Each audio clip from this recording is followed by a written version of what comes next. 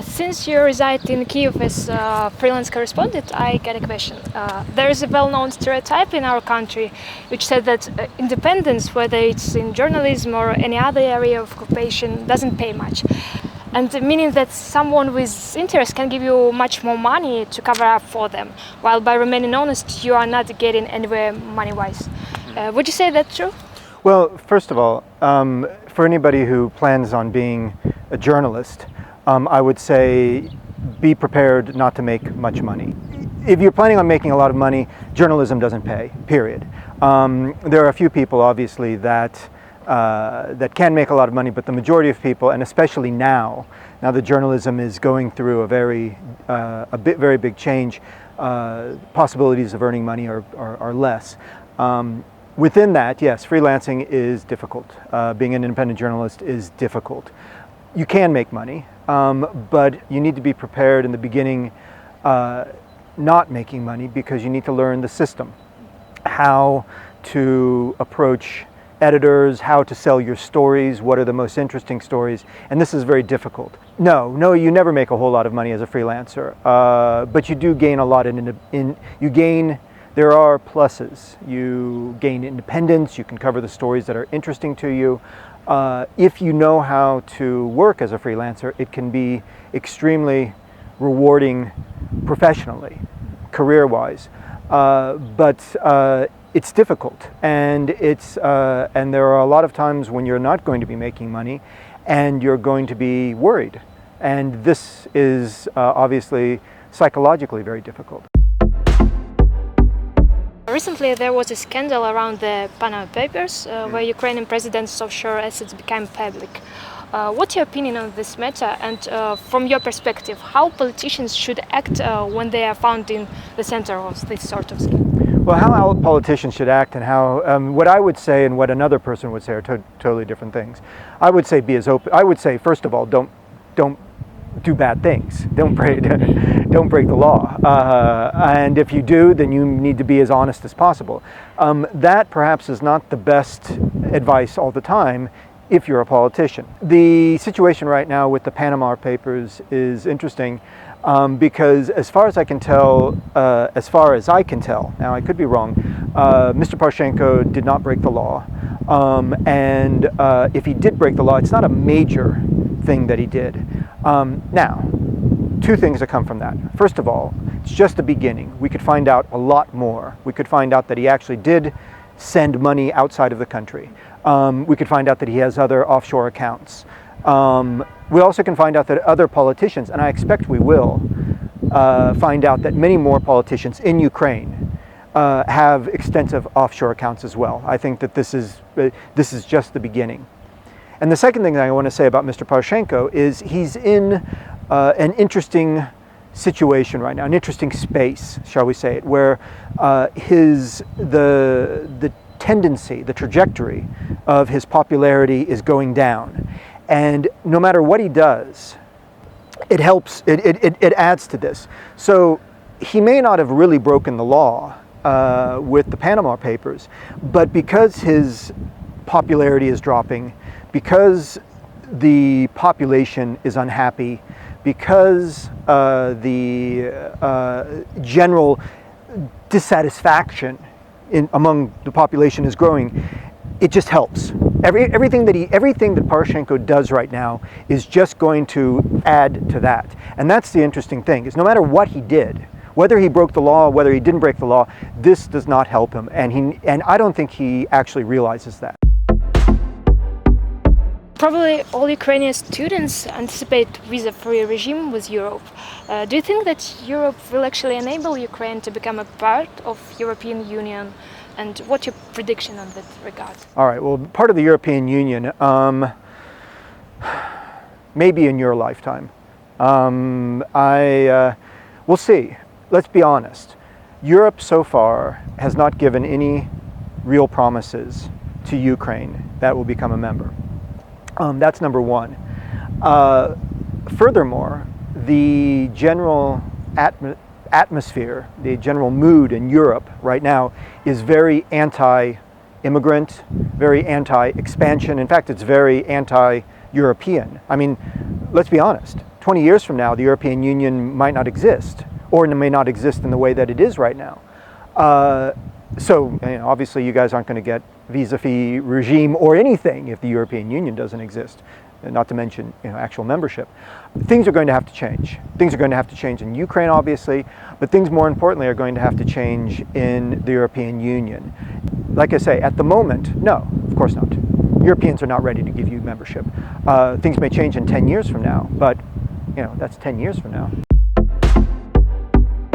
You work for such companies as BBC, Politico, so on, and the prospect of working there for Ukrainian students is very appealing, but also challenging. Could you give a bit of insight into how basically to get hired by world-leading publishers? Ooh, that's hard. Because actually, as you say, I'm a freelancer.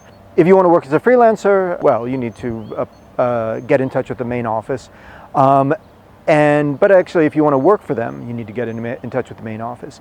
I'm not sure about Politico. I know that the BBC has training programs for students, which are very good, and a number of organizations also do that, including, for instance, Reuters, if you know Reuters news agency. The other thing about the BBC is that it's a huge organization. It's got the part that I work for is called News Gathering or BBC World, World News. But there are also what's known as the language services. There's a Ukrainian language service, which you probably are aware of. There's a Russian language service. There's the general, the news. But there's also any number of other parts of it. So you can apply to the BBC with that in mind. In fact, I think a lot of people here would be very interested in working for the Ukrainian service and getting started there. As far as I know, the Ukrainian service is not hiring right now.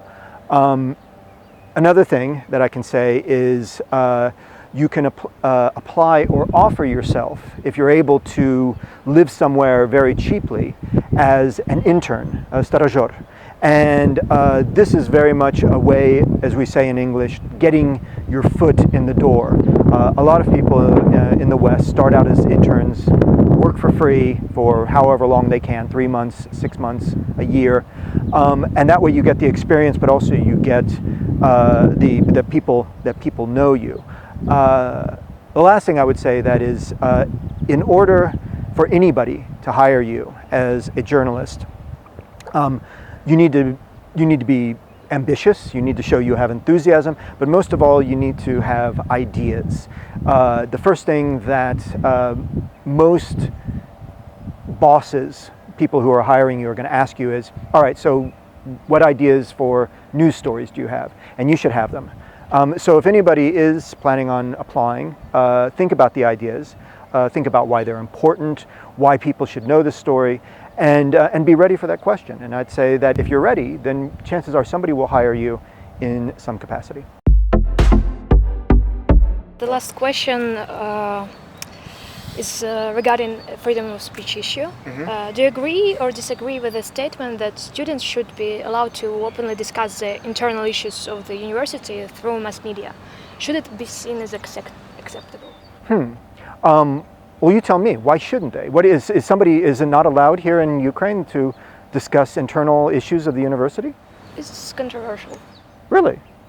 I didn't realize it. Has there been any kind of particular incident that was controversial? I would say I think my reaction shows, no, I don't think there should be any restrictions. There is an idea, and this is a little bit of a romanticized idea. In other words, it's a bit of it's sort of theoretical, but it's real to a degree, that universities should be a space in which ideas are exchanged freely and as much as possible, so that students are exposed to as many different ideas as possible. It's a part of their education, and as a result you should have free speech, because if anybody feels that they cannot speak openly, then obviously that's not that restricts the free exchange of ideas, especially if it regards their own life. If you're a student here, if there's something that is affecting you, if you are unhappy with that, you should be able to discuss that openly. That's me speaking as an American, I guess. I'm a bit surprised that there would be some sort of restriction on that. Well, let's put it this way. There is a tendency within society, in all societies, but also in Ukrainian society, to say there are certain subjects we can't talk about, right? Especially because there's a war going on. So we can't talk about, anything that makes Ukraine look bad. For instance, that Russia could use against Ukraine. I don't believe that.